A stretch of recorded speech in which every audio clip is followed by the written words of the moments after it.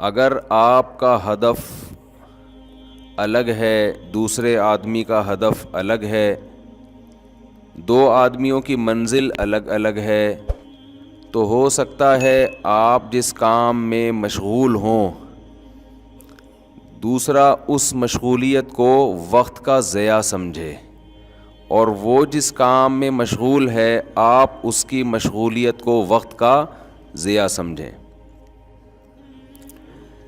مختصر مثال دے کے آگے چلتا ہوں تاکہ وہ ربط ہو جائے نا اس سے۔ ایک آدمی کی منزل ہے کوئٹہ، ایک آدمی کی منزل ہے پشاور یا لاہور،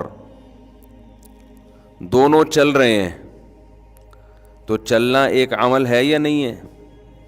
دونوں میں سے کوئی بھی فارغ نہیں بیٹھا، چل رہے ہیں، چلنے کا عمل ہو رہا ہے، لیکن ایک کے چلنے کا عمل، جس نے کوئٹہ جانا ہے رخ اس کا پشاور کی طرف ہے اور سپیڈ بہت تیز ہے، تو آپ بتاؤ محنت تو یہ زیادہ کر رہا ہے جو تیز چل رہا ہے، لیکن ہدف اس کا کوئٹہ ہے، جا کدھر کو رہا ہے؟ پشاور۔ اور جس کا ہدف پشاور ہے وہ آہستہ آہستہ چل رہا ہے لیکن چل پشاور ہی کی طرف رہا ہے۔ دونوں کے عمل کو دیکھ کے لگے گا کہ پہلا والا زیادہ محنتی ہے، ہارڈ ورکنگ پہلے والے نے زیادہ کی ہے،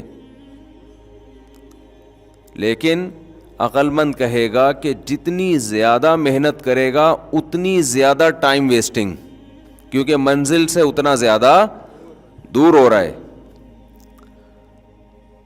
اور یہ جو سلولی چل رہا ہے پشاور کی طرف، محنت زیادہ نہیں ہے، بلکہ ہو سکتا ہے درمیان میں کچھ ٹائم بھی ضائع کرتا ہو، چائے پینے کے لیے 5 منٹ کافی تھے، رکنے کے لیے 15 منٹ بیٹھ جاتا ہو،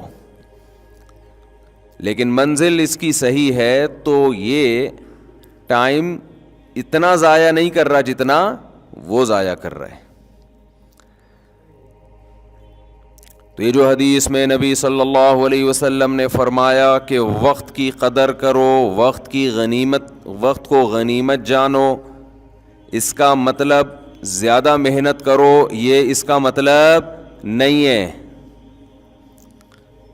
آج ہم کسی گورے کو دیکھتے ہیں محنتی، کسی دولت مند کو دیکھتے ہیں کہ پیسے کے پیچھے دن رات ایک کر دیے، ہم سمجھتے ہیں یہ ہے اپنے ٹائم کو بچانے والا، اور جو ریڑھی لگا رہا ہے، آلو پیاز ٹماٹر بیچ رہا ہے، ان کو تانے پڑتے ہیں کہ ان لوگوں نے اپنا وقت برباد کر دیا۔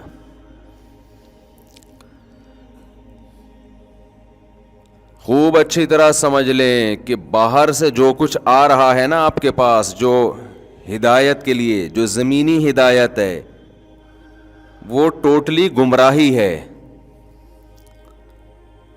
تبھی تو قرآن بار بار کہتا ہے کہ من يهده الله فلا مضل له ومن يضلل فلا هادي له قل ان الهدى هدى الله۔ آپ بتا دیجئے کہ ہدایت صرف کس کی ہے؟ اللہ کی۔ کیا مطلب؟ آپ کو صحیح گائیڈنس اگر ملے گی تو صرف اللہ کی طرف سے، اللہ کے علاوہ کوئی بھی صحیح گائیڈ نہیں کرے گا۔ یہ کیوں قرآن بار بار کہہ رہے ہیں؟ ہم جب یہ آیت پڑھتے ہیں تو اسپیڈ کے ساتھ نکل جاتے ہیں۔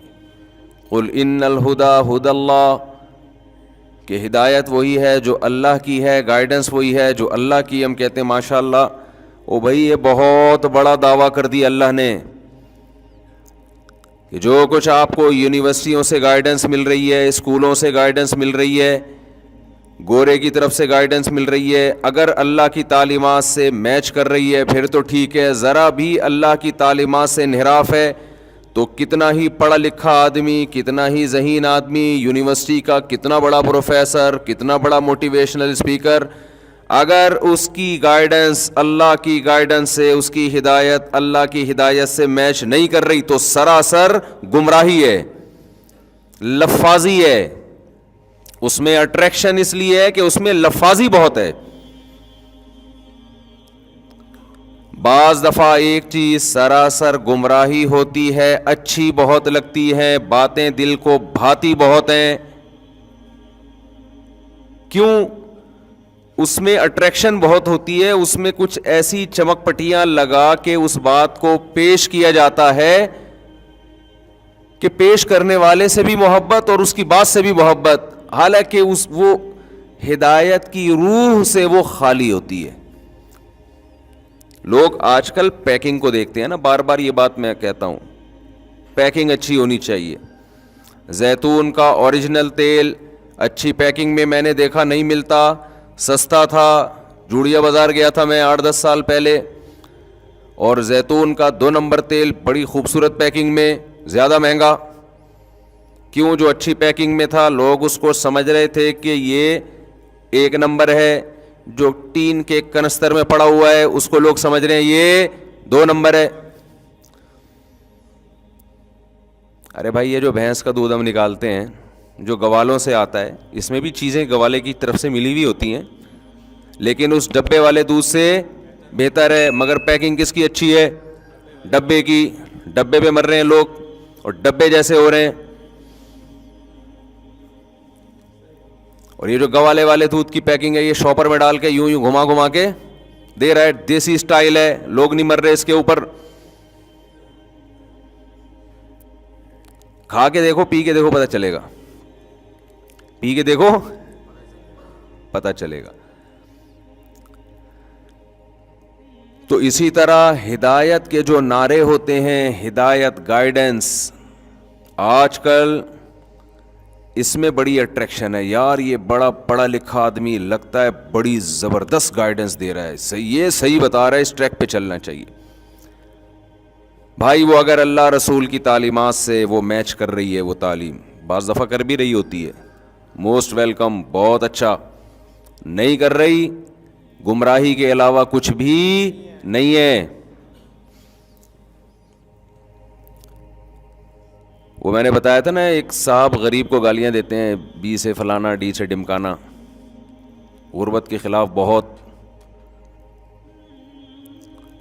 تو میرا کوئی پیغام ان تک معذرت کے ساتھ پہنچا دے، محنت کرنے کی لوگوں کو ضرور ترغیب دینی چاہیے، اس میں تو 2 رائے نہیں ہے۔ ایک غربت وہ ہوتی ہے جو آپ کی سستی اور کاہلی کی وجہ سے ہوتی ہے، یہ شریعت میں پسندیدہ نہیں ہے، یہ تو آپ میں عیب ہے، آپ دماغ نہیں استعمال کرتے، محنت نہیں کرتے۔ لیکن ایک غربت اللہ کی طرف سے ہوتی ہے، یبسط الرزق لمن یشاء ویقدر، جس کے لیے چاہتا ہوں رزق کے دروازے کھول دیتا ہوں، جس کے لیے چاہتا ہوں بند کر دیتا ہوں۔ اور بار بار قرآن کہتا ہے، نبی صلی اللہ علیہ وسلم کو غربت کے طعنے ملتے تھے، لولا انزل ھذا القرآن علی رجل من القریتین عظیم۔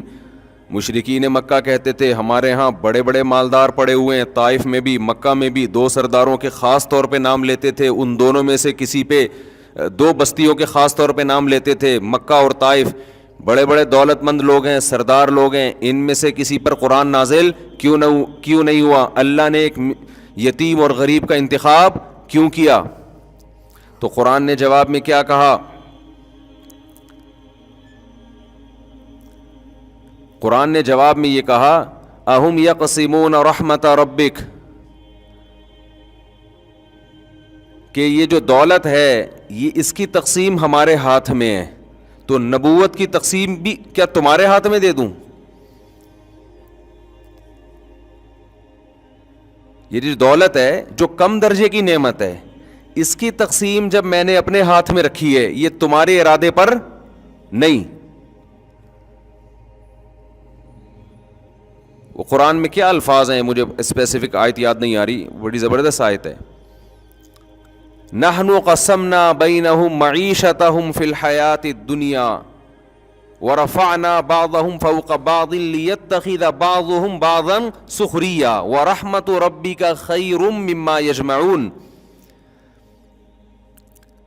قرآن کہہ رہا ہے کہ تم نبوت کی بات کرتے ہو کہ ہم تم سے پوچھ کے نبی بنائیں کہ فلاں زیادہ اہل ہے یا فلاں زیادہ اہل ہے۔ نبوت سے بہت کم درجے کی چیز ہے دولت، پیسہ، اس میں ہم نے تم سے نہیں پوچھا،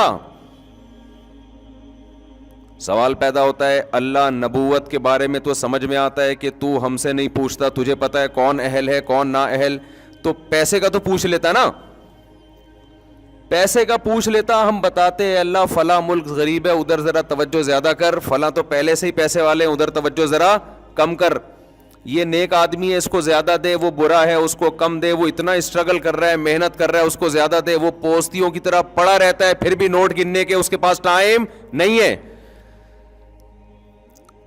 بات نہیں آ رہی میرا خیال ہے سمجھ میں, یہ تو بالکل ہی آ رہی ہوگی, کیونکہ ہر گھر میں ایک ایسا پوستی ہوتا ہے, ہر محلے میں, جو پڑا رہتا ہے پھر بھی دولت کی ریل پیل ہوتی ہے.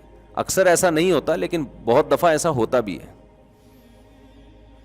تو اللہ نے جواب میں کہا کہ ہم نے تمہارے درمیان تمہاری معیشت کو, دولت کو, پیسے کو ڈیوائیڈ کیا ہے, تقسیم کیا ہے. وَرَفَعْنَا بَعْضَهُمْ فَوْقَ بَعْضٍ, اور ہم نے دولت کے معاملے میں تم میں بعض کو بعض پر فضیلت دی ہے.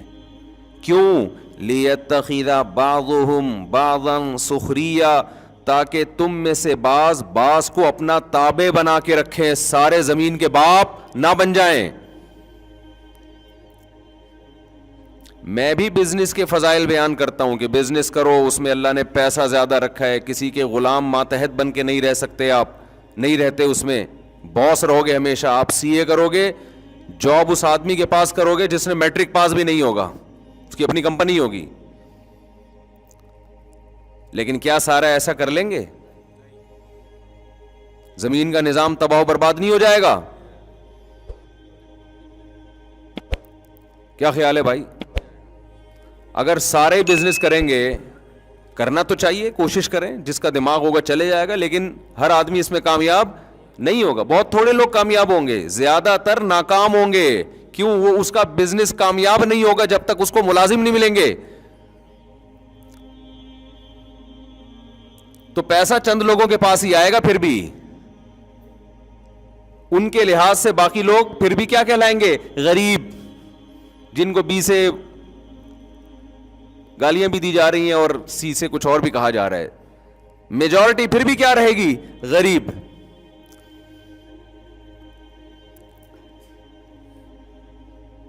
تو آپ اگر غربت کا یہ کانسیپٹ لوگوں کے سامنے پیش کر دیں کہ غریب برا ہوتا ہے, اس کا مطلب زیادہ تر لوگ کیا ہوتے ہیں؟ برے ہوتے ہیں. آپ کہہ سکتے ہیں کہ یورپ میں تو کوئی غریب نہیں ہے, وہاں تو سارے لوگ امیر ہوتے ہیں. بھائی کنٹری جب غریب امیر ہوتا ہے نا, تو اس کا مطلب دوسرا کنٹری اس نے غریب کیا ہوتا ہے. سمجھ رہے ہیں؟ دنیا میں سارے ملک امیر نہیں ہیں, کچھ امیر اس لیے ہیں کہ انہوں نے بہت سو کو غریب کیا ہوا ہوتا ہے. ابھی یہ ذرا اپر لیول کی باتیں ہو جائیں گی. آپ دیکھ لو دنیا میں جہاں سے خزانے نکل رہے ہیں, جنگیں مسلط کرائی ہوئی ہیں وہاں پہ. افریقہ کی مثال آپ کے سامنے ہے, تنزانیہ آپ کے سامنے ہے. کیوں؟ ان کو ڈر ہے کہ اگر یہاں اسٹیبل ہو گئی گورنمنٹ اور یہاں, تو یہ امیر ہو جائیں گے اور ہم کیا ہو جائیں گے؟ غریب ہو جائیں گے. یہ امیر غریب کا سیٹ اپ قیامت تک چلتا رہے گا. پاکستان اگر امیر ہو گیا تو ان کے کنٹری کیا ہو جائیں گے؟ کیونکہ یہاں سے دبا دب ملازمتوں کے لیے لوگ باہر جا رہے ہیں. لوگ کہیں گے ہم وہاں کیوں جائیں, اور ان کے پاس پبلک مارکیٹ سے شارٹ 2 بچے ہی اچھے کی وجہ سے.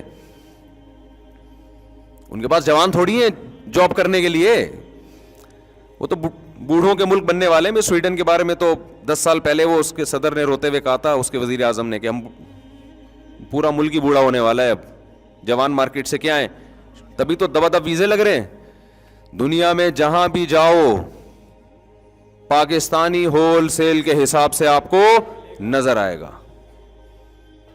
جہاں بھی دنیا میں جاؤ.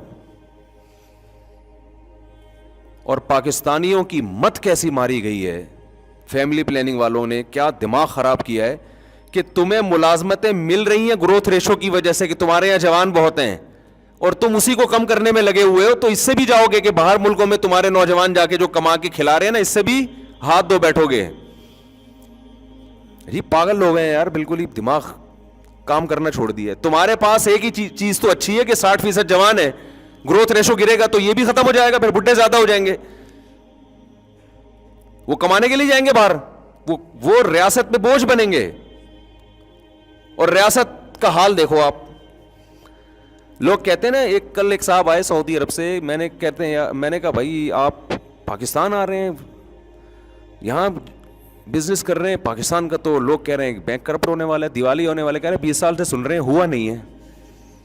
20 سال سے سن رہے ہیں، کھا پھر بھی مزے سے الحمدللہ رہے ہیں.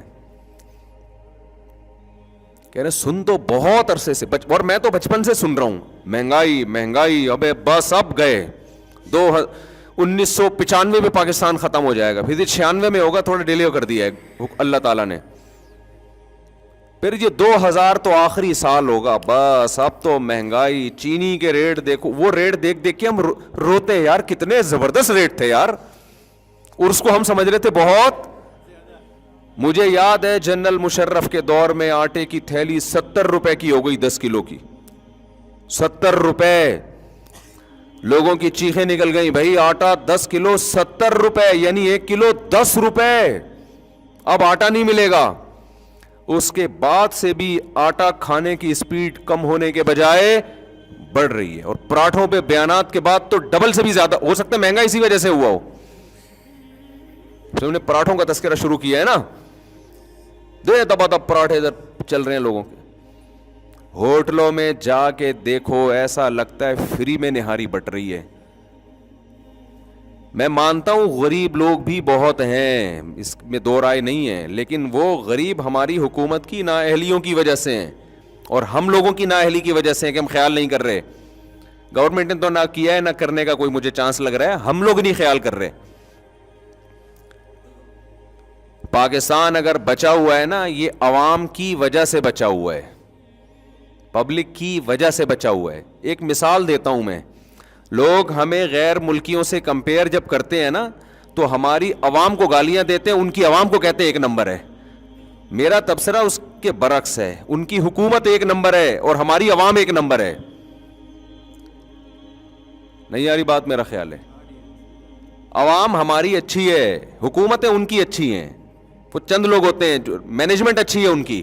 اس کی ایک سادہ سی مثال دوں، دیکھو آپ یورپ میں ہاسپٹل میں جاؤ گے، ایسا بہترین علاج ملے گا فری پاکٹ کا،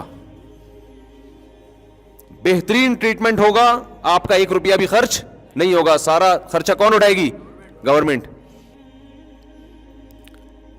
یہاں گورنمنٹ کا ایسا کوئی ہاسپٹل نہیں ہے، عوامی ہسپتال ہیں یہاں پہ.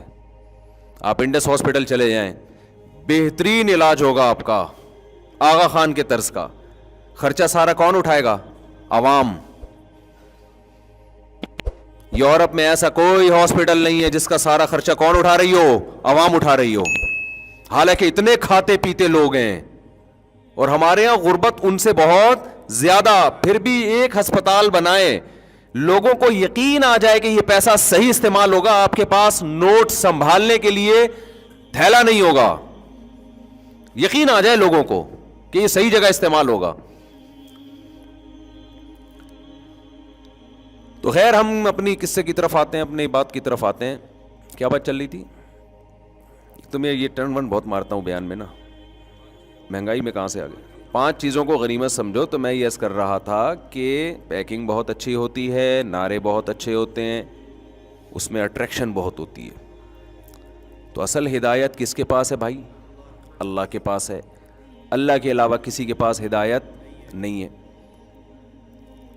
تو وہ میں غربت پہ آ گیا تھا یہ بتانے کے لیے کہ خوب سمجھ لو میرے بھائی، پیسہ کمانے کی کوشش کرو، اللہ کا واسطہ نہ غریب کو عیب سمجھو نہ غربت کو عیب سمجھو. یہ آپ کے مشورے پر اللہ نہیں. ہاں میں آیت کمپلیٹ کر رہا تھا کہ اللہ فرماتے ہیں ہم نے ان کے درمیان رزق کو تقسیم کیا، لیتخذ بعضهم بعضا سخریا، تاکہ یہ لوگ ایک دوسرے کو تابع بنا کے رکھیں. اور باہر ملکوں میں بھی ایسا ہی ہے، سارے تھوڑی ہوتے ہیں، کچھ زیادہ مالدار کچھ کم مالدار.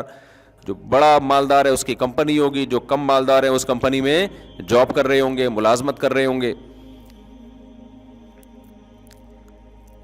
تو یہ سب اللہ کے ہاتھ میں ہے. یبسط الرزق لمن یشاء ویقدر، جس کے لیے چاہتا ہے اس بڑھا دیتا ہوں، جس کے لیے چاہتا ہے کم کر دیتا ہوں. آج بہت سے لوگ جو بہت فضائل بیان کر رہے ہیں دولت کے، اور غریب کو برا بھلا کہہ رہے ہیں، اس بات سے ڈرنا چاہیے ذرا سی اللہ کی نظر ہٹے گی اور آپ روڈ پہ آ جاؤ گے، چیختے چلاتے رہ جاؤ گے آپ، یہ ہو گیا میرے ساتھ. شاعر نے کہا ہے نا تو شاہوں کو گدا کر دے گدا کو بادشاہ کر دے. گدا یعنی گداگر بھیکاری. تو اے اللہ تو شاہوں کو گدا کر دے گدا کو بادشاہ کر دے. گداگر کو بھیکاریوں کو بادشاہ بنا دیتا ہے. اشارہ تیرا کافی ہے گھٹانے اور بڑھانے کو. ایک اشارے کی دیر ہوتی ہے. دولت مند روڈ, اور ہم نے تو بہت دیکھے اپنی زندگی میں جن کی بڑی زبردست پلاننگ تھی, بہت پیسہ تھا, ایسا چھنا ہے پیسہ کہ دیوالیہ ہو گیا. تو اس لیے یہ جو بار بار میں تشریح کر رہا ہوں نا حدیث کی کہ محنت انسان کرے, وقت کو ضائع نہ کرے, اس کا مطلب منزل پہلے متعین کرے کہ جانا ہم نے کس طرف ہے. اس منزل کی طرف اگر آپ سست رفتاری سے بھی چلے گئے تو کسی نہ کسی دن پہنچ جاؤ گے. شریعت اس کو ٹائم ویسٹنگ نہیں کہے گی. لیکن اگر منزل ہی متعین نہیں ہے, منزل دولت کو بنا لیا آپ نے, تو بھائی اگر دولت کو منزل بنا لیا تو پھر یا تو پہنچو گے یا نہیں پہنچو گے. نہیں پہنچو گے تو بھی کام ناکام, پہنچ گئے تو بھی ناکام, کیونکہ پہنچنے کے بعد پھر وہ دولت چھینے گی آپ سے, مرو گے آپ.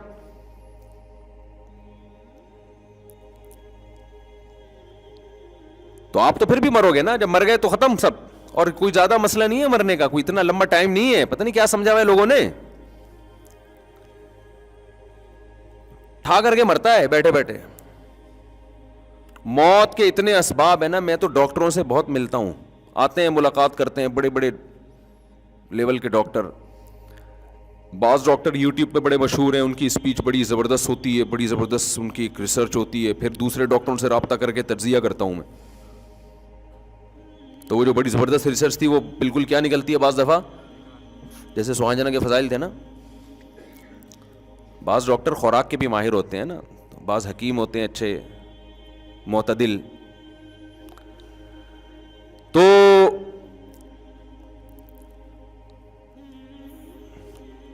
جو آپ اگر کیا کہہ رہا تھا یار, میرے دماغ میں سوہانجنا کھانا پڑے گا مجھے بھی.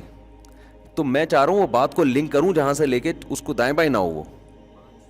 وہ تو 5 چیزیں ہیں, یہ ادھر کدھر سے آیا میں. یہ جو میرا دماغ ایسے گھومتا ہے نا, یہ دماغ حافظے کی کمزوری نہیں ہے الحمدللہ, کہ آپ سمجھیں. ایک وقت میں دماغ میں 20 چیزیں گھس رہی ہوتی ہیں, ان کو چھنی لے کے چھاننا پڑتا ہے. حافظے کی کمزوری ہوتی ہے تو کوئی چیز یاد کرتا تو بھول جاتی نا, تو یاد کروں تو مجھے کھٹ سے یاد ہوتی ہے الحمدللہ. خیر دوبارہ وہیں سے آ جاتے ہیں پھر دوبارہ اسی. دیکھو جب آپ آگے نکل جاؤ نا اور بھول جاؤ کہ کہاں مڑنا تھا, تو پیچھے آؤ, دوبارہ آؤ گے تو وہ روڈ سامنے آ جائے گا. یہ فائدہ ہوتا ہے دوبارہ ریورس. تو میں یہ عرض کر رہا تھا کہ یہ چیزیں انسان کے اختیار میں نہیں ہیں. تو منزل کا جو رخ ہے نا وہ ٹھیک ہونا چاہیے. دولت آپ کا کبھی بھی ہدف نہیں ہونا. دولت کو آپ نے اگر ہدف بنا لیا تو کامیاب ہونے کے بعد بھی ناکام ہوگے. ساری زندگی اسٹرگل محنت کر کر کے ایک مقام تک پہنچو گے, اور کوئی بیماری حملہ کرے گی, اس دولت کے ہونے نہ ہونے کا آپ کو کوئی فائدہ نہیں ہوگا. لوگ پیسے میں یہ تو دیکھ رہے ہوتے ہیں کہ میں کمائی چلے جا رہا ہوں, یہ نہیں دیکھ رہا کہ میں ڈاؤن ہوتا چلا جا رہا ہوں, ڈیلی روزانہ گر رہا ہوں میں. آپ آج پراٹھے پہ بیان سن رہے ہو, ایک مثال دے رہا ہوں. تو کیا خیال ہے 15 سال کے بعد جو 40 سال یا 50 سال کے لوگ یہاں بیٹھے ہوئے ہیں, 15 سال کے بعد پراٹھے کا بیان ان کو اچھا لگے گا؟ کہیں گے یار ہم تو کھا ہی نہیں سکتے. تو بس 10 سال رہ گئے پراٹھا کھانے میں, 40 والے بیٹھے ہوئے ہیں. تو یہ کیا ہے؟ یہ جو میں نے پراٹھا تو ایک مثال دی ہے, دنیا کی ہر عیاشی اسی طرح ہی ہے. تو خیر پھر ہم اپنے واقع کی طرف آتے ہیں. تو ہم یہ عرض کر رہے تھے آپ سے, جو ہم بتانا چاہ رہے تھے آپ کو, کہ دیکھو ہدف سامنے رکھو, اس کے بعد اپنے ٹائم کو ضائع مت کرو. وہ ہدف ہمارا آخرت ہے. ہم پیدا ہوئے ہیں, خدا کی قسم لا الہ الا اللہ, مرنے کے لیے پیدا ہوئے ہیں. یہ ہمارے دماغ میں کسی نے غلط سافٹ ویئر ڈال دیے ہیں کہ ہم زندہ رہنے کے لیے پیدا ہوئے ہیں. یہ زندگی بہت سے بھی زیادہ تھوڑی ہے. آپ اگر کروڑوں اربوں سال ماضی کو لے کر جائیں, اور آگے قبروں میں ہمارا دور پتہ نہیں ہزاروں سال رہتے ہیں, سینکڑوں سال رہتے ہیں, اس کے بیچ میں جو یہ 50 60 70 سال ہے میرے بھائی, اس کی 2 ٹکے کی اوقات نہیں ہے. اس کو کیوں اتنا باپ بنا لیا ہے سکسیس, کامیابی, اور ایکچولی یہ اسٹرگل کر کے یہاں تک پہنچا. جہاں مرضی پہنچ جائے بھائی, تو تھوڑے دنوں میں کہاں آنے والا ہے؟ قبر میں آنے والا. تھوڑے دنوں کو پتہ بھی نہیں ہے کب آئے گا. کیوں وہ اتنا باپ بنا لیا اس کو؟ صحت مسلط ہوتی ہے تو صحت مسلط ہو جاتی ہے, دولت مسلط ہوتی ہے تو دولت مسلط ہو جاتی ہے. شہرت اور عزت کی چاہت مسلط ہوتی ہے تو وہ مسلط ہو جاتی ہے. مشہور ہونے کا شوق, پاگل والی حرکتیں کر رہا ہوتا ہے مشہور ہونے کے لیے. ایسے بھی یوٹیوب پہ آپ پہ لوگ ملیں گے, مشہور ہونے کا بہت شوق ہے, سمجھ میں نہیں آ رہا کیسے ہو جائیں ہم. ارے یار مشہور ہو کے کیا ہوگا, تھوڑے دن میں مر جاؤ گے. جتنا بھی مشہور ہو نا, جنازہ پڑھنے کے بعد 2-4 دن یاد کرتے ہیں, اس کے بعد بھول جاتے ہیں. تم اپنے باپ کو لوگ یاد نہیں رکھتے تو مشہور آدمی کو کہاں سے یاد رکھیں گے؟ اتنے بڑے بڑے مشہور لوگ پیدا ہوئے, اور ایسے ایسے مشہور لوگ دنیا میں پیدا ہوئے ہیں نا کہ ان کے پہ لوگوں نے جانے دیے ہیں. جب ان کا قصہ ختم ہوا تو مارکیٹ سے ان کی شہرت بھی ختم.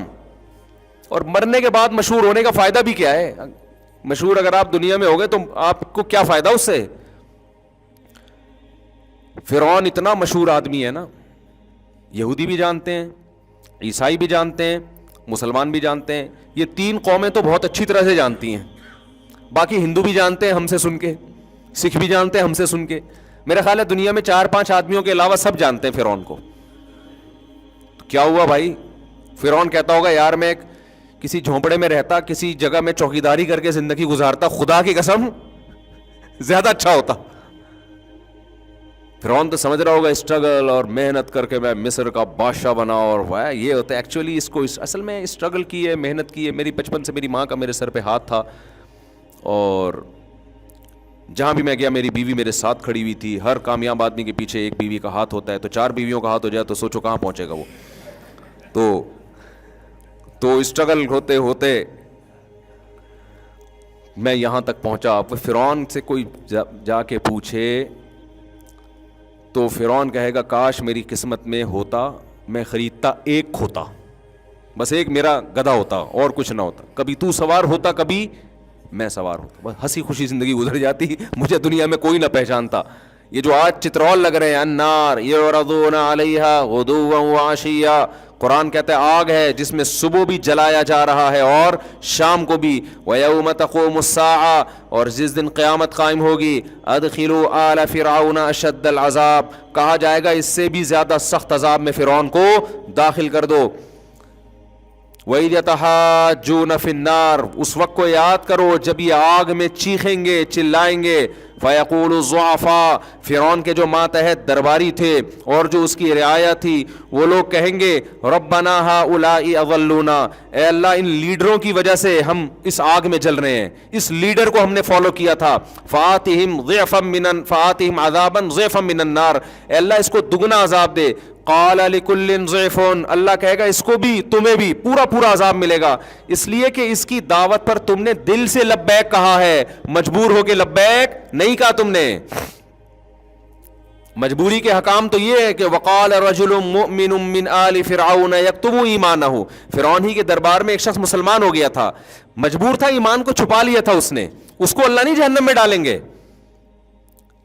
کوئی غیر مسلم کہتا ہے میرے ماں باپ کافر ہیں تو میں مجبوراً کافر ہوں, میں اسلام قبول نہیں کر سکتا, مجھے مار دیں گے. بھائی اسلام نے آپشن دیا, چھپ کے مسلمان ہو جاؤ.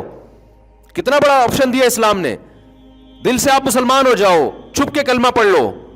دنیا کو نہیں پتا کہ آپ مسلمان ہو, لیکن اللہ کی نظر میں آپ کیا ہوگے؟ مسلم ہوگے. کتنا زبردست آپشن دے دیا. تو اللہ کہے گا یہ آپشن بھی تو تھا تمہارے پاس, اس وقت تم دل سے کافر تھے. کیوں؟ تمہیں حکومت فرعون کے پاس اور موسیٰ کے پاس حکومت بھی نہیں اور پیسہ بھی نہیں. تو اللہ کے ہاں میرے بھائی کامیابی کسی اور چیز کا نام ہے. فرعونیوں کے ہاں کامیابی, آپ کہہ سکتے ہیں وہ تو ظالم تھا, ہم ظالموں کی حمایت تھوڑی کر رہے ہیں. اس کو جو فخر تھا نا فرعون کو, وہ اس پہ نہیں تھا کہ میں ظالم ہوں یا عادل ہوں, فخر اس پہ تھا کہ میں دولت مند ہوں. تو جو چیز کوڈ کرنے کی ہے وہ اس کی دولت, عزت اور شہرت. 3 چیزیں دنیا کا نام ہے, 4 چیزیں, دولت مل جائے, صحت مل جائے, عزت مل جائے, شہرت مل جائے. کوئی پانچویں چیز کی خواہش ہوتی ہے انسان کو؟ وہ 4 شادیوں کی وہ صرف ہم لوگ ہی رہ گئے ہیں، 2-4 آدمی، ورنہ ہر انسان کی خواہش کیا ہے؟ دولت، عزت، شہرت اور صحت. یہ 4 چیزوں کے پیچھے دنیا بھاگ رہی ہے، اور 4 شادیوں کے پیچھے سے نہیں بھاگ رہی کہ جب یہ 4 چیزیں آتی ہیں تو 4000 شادیاں آ جاتی ہیں. پھر وہ 4 نہیں، وہ تو 4 ورگے نہیں، تو بچوں کا کام ہے. پھر وہ برائیوں کی طرف جاتے ہیں، پھر تو ان کو شوق ہو جاتا ہے کہ روزانہ کوئی نیا چسکا لیں. وہ پھر تو ان کو نکاح ویسے ہی برا لگنے لگتا ہے. ابے وہ تو ٹینشن ہے نا. نہیں آئی بات؟ دیکھو سعودی عرب میں جب پیسہ کم تھا تو 4 کا رواج زیادہ تھا، جب پیسہ زیادہ آیا ہے تو 4 کا رواج کم ہوا ہے، حالانکہ وسائل بڑھ گئے. تو یہ جو 4 کی باتیں میں کرتا ہوں نا، لوگ کہتے ہیں کہ وسائل نہیں ہے، تو وسائل جب ہوں گے نا تو یہ 4 کا رواج اور کم ہوگا، بڑھے گا نہیں، کیونکہ عیاشی بڑھتی ہے. تو میرے بھائی مجھے یہ بات بتاؤ، یہ 4 چیزیں فرعون کے پاس ہول سیل کے حساب سے تھیں یا نہیں تھیں؟ اور انہی پر فخر کرتا تھا کہ میں ایسا. اور موسیٰ کے پاس صرف صحت تھی، باقی 3 چیزیں نہیں تھی. اور ایوب علیہ السلام کے پاس صحت بھی نہیں تھی، ساری زندگی بیماریوں میں گزری. پیغمبروں کو اللہ اچھی صحت اس لیے دیتے ہیں تاکہ دعوت اور تبلیغ علی وجہ الکمال کر سکیں، اس لیے سارے پیغمبر صحت مند ہوتے ہیں. ایوب علیہ السلام کو ایک عام اصول سے ہٹایا گیا کیونکہ ان کی آزمائش یہ دی گئی، اور اس میں ہمارے لیے عبرت، تاکہ کل کوئی بیماریوں میں زندگی گزارتا ہے تو اس میں صبر کرے. کس کی سیرت دیکھ کر؟ ایوب علیہ السلام کی سیرت دیکھ کر. ورنہ پیغمبروں کی صحتیں اللہ بہت اچھی رکھتے ہیں، زبردست رکھتے ہیں.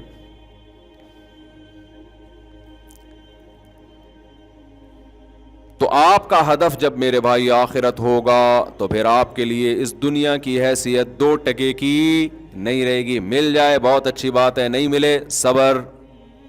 آج جتنے ڈپریشن کے مریض آپ کو، اسٹریس کے مریض دنیا میں نظر آئیں گے، سارے ان 4 میں سے کسی ایک چیز کی کمی کی وجہ سے احساس کمتری کا شکار ہوں گے. ہائے یہ اس کے ساتھ یہ ہو گیا، ہائے مجھے پاس تو کچھ بھی نہیں ہے، ہائے میرے پاس تو کچھ بھی نہیں ہے، ہائے میرے پاس تو کچھ بھی نہیں ہے، ہائے میں تو غریب ہوں، ہائے میں تو بی سے بغیرت ہوں، ہائے میں تو فلانا ہوں، ہائے میں تو یوں. یہ ٹینشن ہوتے ہوتے اس کے دماغ کو کیا کر دیتی ہے؟ خراب. مسلمان کی خوشی دولت میں نہیں ہے، مسلمان کی خوشی دنیا کو مسافر خانہ سمجھنے میں. ٹرین میں جا رہے ہیں، چھکا چھک چیزیں آ رہی ہیں نا. ابے بھائی ٹرین کا بچپن کا سفر بڑا مزے کا ہوتا تھا، کھڑکی والی سائڈ پہ بیٹھتے تھے. ہمارے تو بہن بھائیوں میں پھڈے ہوتے تھے، کھڑکی والی جگہ نہیں ملی. جو بیٹھ جاتا تھا اس کو اٹھانے میں کئی گھنٹے لگتے تھے، اس کو گھسیٹتے تھے ہم، اٹھ بھائی میں بیٹھوں گا. تو اس میں کیا ہے، سفر میں انجوائے کرتا ہے نا آدمی. آج یہ آ رہا ہے، پھر وہ دریا آ رہا ہے، پھر ڈگڈم ڈبڈم، وہ جو نہیں پل پہ سے گزرتی اس کا الگ. مٹی کے گھر آ رہے ہیں، گائے بھینسیں دم ہلاتی آ رہی ہیں، پھر شہروں میں داخل. تو یہ بڑا ایک کیا ہوتا ہے، اس سے سفر کو بس اتنا ہی انجوائے کر سکتا ہے آدمی. اس سے زیادہ سفر کو لفٹ کرائیں گے تو ٹینشن بڑھے گی.